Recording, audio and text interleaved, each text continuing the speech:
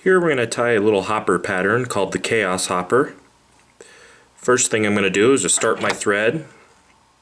I'm going to take it about a third of the way down the shank of the hook. Then I'm just going to measure out a piece of foam that's about the distance of the gap of the hook. And I'm going to trim a tail that has a taper. I want that taper to be about the length of the shank. I'm just roughly going to measure out the length of the shank of the hook and then poke a hole right through the middle of the foam with the tip of my scissor. And I'm just going to take that foam and I'm going to pierce it with the hook eye. And I'm going to take two nice loose wraps with my thread. And I'm going to bite down with that thread. Then what I'm going to do is just pierce the foam again right at the hook eye, right in the middle of foam, and then just pierce it with the hook eye again. Then what I'm going to do is take a little bit of Zap-A-Gap super glue. I'm going to apply Zap-A-Gap to the foam and the shank of the hook. Then I'm just going to take that foam, fold it over the hook, and pinch it very, very tightly. And just hold it there for a few seconds.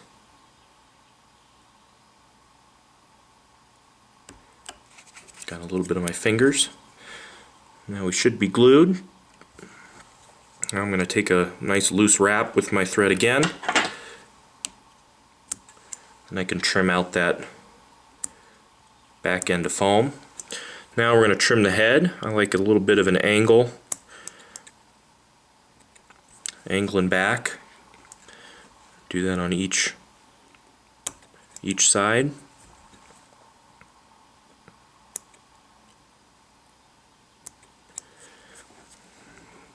There we go.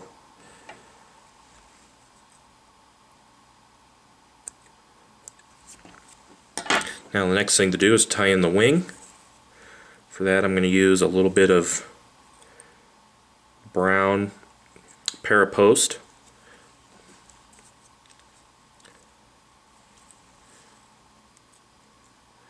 Just going to get that right in the middle of the hook here.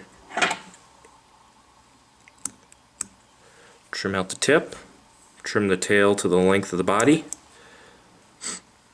Now we can tie in the little white hot spot on the top of the hopper. This will help you see it. I'm going to trim a thin little piece of foam about half the width of the body that we made.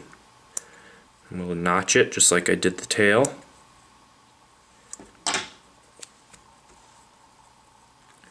going to tie that in. It's going to be about half of the length of the body.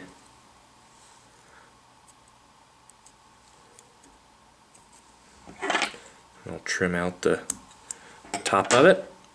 Now we're going to tie in a couple of legs. I'm just going to use some medium round rubber legs. I'm going to tie a little knot in the end of it. I'm going to tie these in on each side of the fly.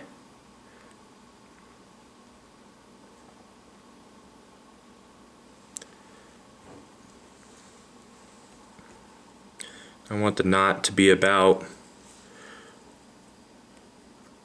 1/8 of an inch or so less than the length of the body. A couple of tight wraps to secure it. And we can trim the front end of the legs. I just trim them a little bit longer than the head. There we go. And I can whip finish.